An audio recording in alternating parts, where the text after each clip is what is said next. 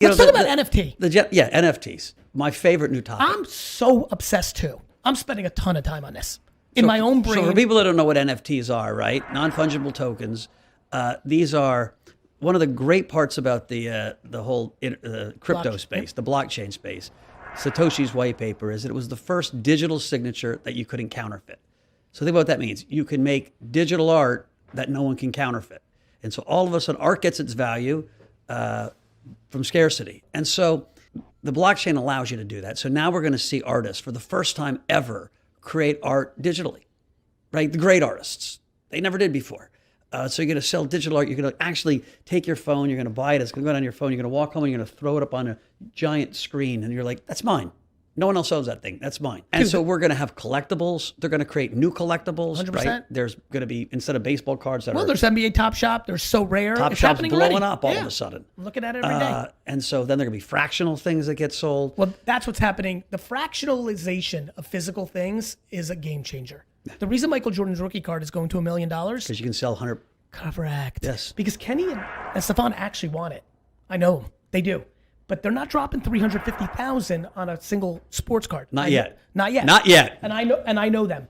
But would they drop $350 if they knew it was going to $1 million? That's no different than buying a little Tesla and Apple stock. The fractionalization of sports cards is going to get that market insane on the tippy top. And so, and you're going to fractionalize jerseys. You're going to fractionalize cars. You're going to fractionalize all kinds of things. Memorabilia is going to follow But even bigger than that are going to be these NFTs. You're going to have I agree. The Super Bowl. We're going to have Mahomes, and I'm going to have an artist do a painting, a digital painting of him, and a rapper sing a little song behind him, and then he's going to be up there. And you're going to sell that little clip from the Super Bowl done by Chase Hall or whoever the artist is, and people are going to be like, dude, there's only 10 of those, and they're going to buy them, and they're going to keep. I think people need to know how to showcase them. Yeah. The missing piece, just for the record, because I want to clip this one day and see, you know how I like to do my content. Yeah. In 9 years, I'll clip this and be like, see, told you. You're 100% right in one other man's humble opinion. Why artworks is high net worth individuals buy a piece of art, and whether they put it in a Moroccan, warehouse, or whether they put it in their Upper West Side apartment, or whether they have a show that they donated to something, they're able to, display it. They're going to be and really the reason cool. sports cards is because you take a selfie and put it on Instagram. We love to flex. I'm waiting to understand the flexization of the NFT, and as soon as I understand it, it's coming. The way you made it digestible for me was NFTs aren't a thing. These brands are a thing. Yes. And building a brand within the NFT space is a thing. Correct. Not every single app that goes on the App Store is successful, but there's a few that do it. That's And right. that I can get on board. That's exactly what's going to happen. It's what is the term? The Escape problem is velocity that's or right. something. The problem is when iPhone apps were the same thing, great comp, thank you. You weren't losing money if you were betting against Candy Crush and you bought Candy Smush. Mm-hmm. The problem with NFTs is that people don't realize how high risk the investment is. Yeah. And they're just buying anything because their friend told them, or they saw like their favorite rapper change their profile to it, and they're getting caught because they're going to lose money. In 1999, when people did that with internet stocks, far less people knew how to buy internet stock. Yeah. Like people weren't buying on the, 20-year-olds weren't buying stock back then. Now everyone's doing it. Everyone's an investor. Everyone's Robinhood. Everyone's like a entrepreneur, an investor. And a lot of people are going to fucking take a big punch to the face. Yeah, it's almost like watches. Which sucks. Like, yes. Not all watches are valuable. Correct. But if you have an AP. Why are sports cards all the sports card friends I have are like, this is stupid. I'm like, and a picture of a man on a piece of cardboard makes sense? Yeah. We've just accepted it, just like we've accepted bottled water. It's a new technology. Everybody says no. But we haven't accepted the tech, we've accepted the brand. I guess that's the difference that people are... Actually, I'd go the way. I think the reason this is all happening is subconsciously we've accepted the tech. And then consciously we've accepted the brand. we're gambling. You see where I'm going? Yes. Now, how do you know? That's why people are getting fucked. They're like, this is right. But then they're like, I missed Bored Ape and V-Friends. Well, I'm going to make my money on the squirrel because I got FOMO and my neighbor made fucking $400,000 on the $800 bet. And they can't distinguish. They're going, all these things just look like pictures to me. They don't understand that there's this community. I actually think it's more greed. I actually think it's just more greed. I missed this one. I'm going to roll the dice. It's only $700. Stimulus checks out the ass. There's so much money being thrown around.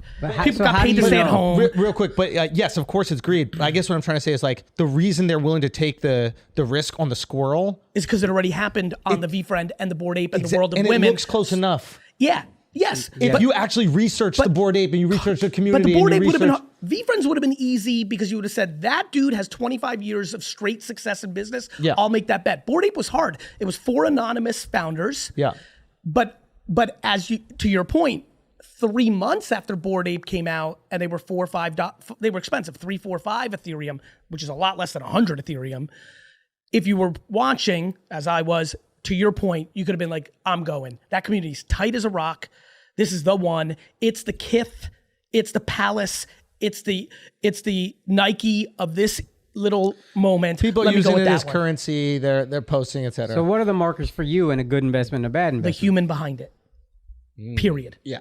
I don't want to gamble. I never want to gamble. So I'm going to bet on the jockey, not the horse. I could see the freshest art I've ever seen.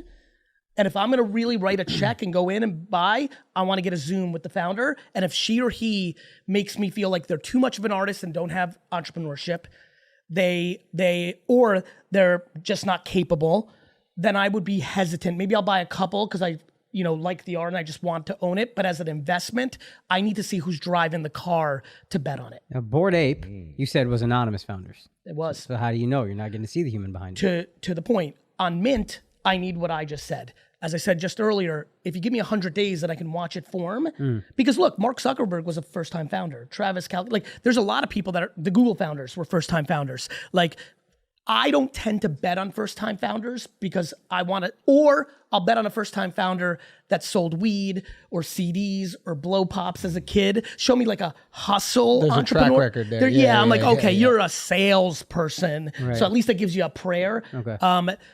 But everyone's different. I mean, there's a million ways to play it. To your point, this last 5-7 minutes I think will help people. Whatever your concept is of how you're going to do this, have your concept. Don't just do something because your friend told you to buy it. Some people want to meet the founders. Some people want to read the Discord for a week. Some people want to make a bet just on the visual. They're like, I don't even give a fuck. If it's art, this art, because I've got the eye, it's going to be big. And there's just a million ways to play it. But do some homework. This is your money. And at least if you don't do any homework and you lose money, don't blame NFTs. Blame yourself. The fuck are you writing a $4,000 check for, not knowing anything about it?